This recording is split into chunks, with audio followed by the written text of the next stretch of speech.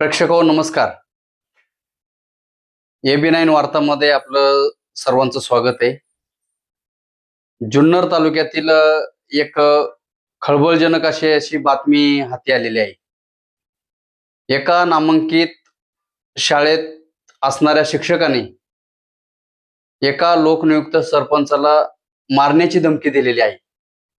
त्याचं असं झालेलं आहे की जुन्नर तालुक्यातील आंबे गाव आहे, म्हणजे आंबे हातवीज मधलं आंबे, आणि त्या आंबेमध्ये शासकीय अनुदानित आश्रमशाळा म्हणून एक आश्रमशाळा आहे. त्या आश्रमशाळेमध्ये इयत्ता 8वीचा वर्ग नव्याने चालू करायचा होता, आणि म्हणून ते आंबेगावचे जे ग्रामस्थ असतील त्यांनी प्रकल्प कार्यालय घोडेगाव तालुका आंबेगाव या ठिकाणी उपोषणाला बसले होते. उपोषणाला बसले असताना जुन्नर तालुक्यातील जे जे काही आदिवासी भागातील नेते मंडळी असतील, पुढारी असतील, त्यांनी उपोषणादरम्यान त्या ठिकाणी जाऊन भेटी दिलेल्या आहेत. या भेटी देत असताना जुन्नर तालुक्याच्या सभापती कमल शेळकंदे, त्याचबरोबर सुकाळवेढे गावचे लोकनियुक्त सरपंच दत्तात्रय गवारी यांनी त्या घोडेगावच्या ठिकाणी ज्या ठिकाणी उपोषणाचं आंदोलन चालू होतं, त्या ग्रामस्थ आणि बाकीच्या सगळ्या आजूबाजूच्या गावातील लोक त्या आंदोलनामध्ये सहभागी झाले होते. आणि त्या आंदोलनामध्ये यांनी सुद्धा जाऊन त्या आंदोलन करते, जे उपोषण करते होते, त्यांना भेटी दिल्या. विशेष म्हणजे प्रकल्प अधिकारी घोडेगाव, त्याचबरोबर जुन्नर तालुक्याच्या सभापती कमल शेळकंदे, सुकाळवेढे गावचे सरपंच दत्तात्रय गवारी, आंबेगावचे काही ग्रामस्थ यांच्यामध्ये चर्चा झाली, चर्चा विनिमय झाला, आणि ती चर्चा सकारात्मक झाली. आणि सकारात्मक झाल्याच्या नंतर प्रकल्प अधिकारी जे आहेत ते घोडेगावचे, त्यांनी वर्ग चालू करण्याचं आश्वासन दिलं. इयत्ता 8वीचा वर्ग नव्याने चालू करण्याचं तोंडी आश्वासन दिलं. आणि त्या आश्वासन दिल्याच्या नंतर ते संदर्भातील त्या ठिकाणचं, त्या ग्रामस्थांचं असणारं उपोषण हे मागे घेण्यात आलं. आता याच्यामध्ये गंमत अशी आहे की ते उपोषण मागे घेतल्यानंतर प्रकल्प अधिकारी जे घोडेगाव प्रकल्प कार्यालयातील जे प्रकल्प अधिकारी आहेत, त्यांनी आंबे येथील जी आश्रमशाळा आहे त्या शाळेमध्ये स्वतः येऊन त्या ठिकाणी वर्ग चालू करण्यासाठी एक कार्यक्रम आयोजित केला. मग त्या ठिकाणी आंबेगावचे ग्रामस्थ असतील, सरपंच असतील, पोलीस पाटील असतील, आणि आजूबाजूचे जे सुकाळवेडे असेल, हिवरे पठार असेल, किंबहुना हातवीज असेल, आणि बाजूचे जे काही गावं असतील, ह्या गावातील सगळे सरपंच आणि विविध क्षेत्रातील सर्व मान्यवर मंडळी त्या ठिकाणी निमंत्रित होते.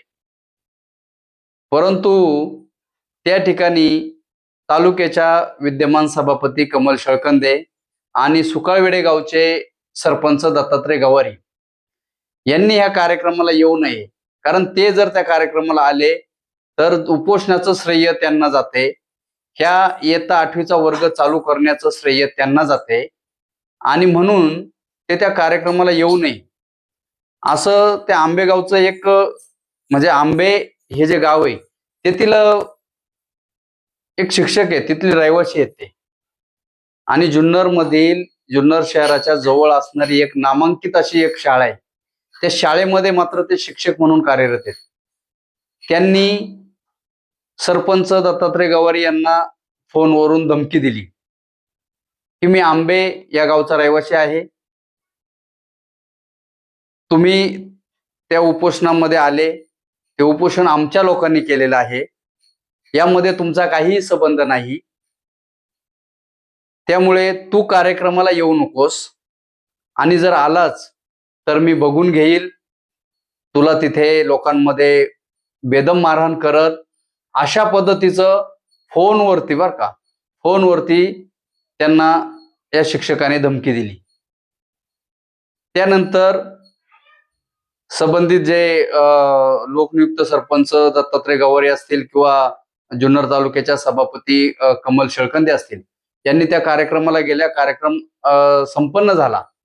परंतु ही धमकी आणि तो मेसेज ज्या पद्धतीने आला होता, दत्तात्रय गवारी यांनी जुन्नर पोलीस स्टेशनचे जे पोलीस निरीक्षक आहेत त्यांच्यापर्यंत ही बाब त्यांच्या निदर्शनास आणून दिली आणि म्हणून तातडीने जुन्नर पोलीस स्टेशनचे जे पोलीस निरीक्षक आहेत त्यांनी किंवा त्यांच्या बाकीच्या टीमने जे आता हे शिक्षक आहेत त्यांचं नाव आहे होना दादू चिमटे.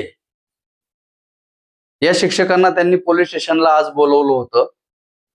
पोलीस स्टेशनला आल्याच्या नंतर तिथे सुद्धा पोलीस स्टेशनला आल्यानंतर या शिक्षकाने दत्तात्रय गवारी यांना पूर्णपणे आरेरावीची भाषा केली की तू राजकारणात आहे, तू कसा हे करतो कसा ते करतो, मला सगळं माहिती आहे, मला सर्व कळतंय, मी असा आहे, मी तसा आहे, मी अमुक आहे, मी तमुक आहे, अशा पद्धतीचं खूप त्यांनी त्या ठिकाणी आव आणला किंवा मी खूप हे आहे, तू माझ्या नादी लागू नको, आमच्या गावाचा विषय आहे, तुझा तिथे काही संबंध नाही, ती शाळा अशी. मग त्या ठिकाणी पोलीस निरीक्षक जे आहे जुन्नर पोलीस स्टेशनचे त्यांनी हे सर्व चर्चा त्यांच्या समोर झाली. चर्चा झाल्याच्या नंतर त्या शिक्षकांना कायदेशीर नोटीस पोलिसांनी दिलेली आहे. ते नोटीस आहे की जर ह्या शिक्षकांनी परत अशा पद्धतीचं दत्तात्रय गवारी यांना धमकी दिली किंवा त्या पद्धतीचं तत्सम कृत्य केलं तर त्यांच्यावरती पुढील कायदेशीर कारवाई करण्यात येईल आणि अशा पद्धतीचं एक समज नोटीस त्यांना प्राथमिक दिलेलं आहे. मला याच्यातून सर्व या मीडियाच्या माध्यमातून म्हणा किंवा याच्यातून सर्व मला हे सांगायचंय की हे जे शिक्षक आहेत होना दादू चिमटे हे स्वयंघोषित जे मीनाखोर जे आहे त्या मीनाखोरेचे एक वारकरी धर्मशाळा आहे आळंदीला, त्या शाळेचे स्वयंघोषित अध्यक्ष म्हणून ते वावरतात समाजामध्ये किंवा त्यांच्या भागामध्ये. आणि त्यांच्यावरती आज जे दत्तात्रय गवारी यांनी पोलीस स्टेशनला जी तक्रार दिली त्याच्याही अगोदर त्याच्यावरती त्या शिक्षकावरती त्याच्याही अगोदर अशा प्रकारच्या म्हणजे दमदाटी करतो किंवा तत्सम प्रकारचं कृत्य करतो अशा प्रकारच्या तक्रारी त्या शिक्षक जो आहे तो होना दादू चिमटे हा जो शिक्षक आहे त्याच्यावरती दाखल आहेत. याच्यावरून एक आपल्याला लक्षात येतं का शिक्षणापेक्षा गुंडगिरी किंवा याच्यामध्ये त्याला करण्यात जास्त रस याच्यावरून दिसत आहे. ज्ञानदानाचं जे काही आपण पवित्र कार्य करतो एका शिक्षकाकडून अशा प्रकारची दादागिरीची अशा प्रकारची गुंडगिरीची भाषा ही कितपत योग्य आहे आणि या शिक्षकाला नक्की राजकीय वरदहस्त आहे का आणि असेल तर तो कुणाचा वरद असते, कुणाच्या बळावरती हा शिक्षक अशा पद्धतीचं बोलतो, कुणाच्या बळावरती अशा पद्धतीचं वागतो, हे असा सवाल आता या ठिकाणी खरं पाहिलं तर उपस्थित होत आहे.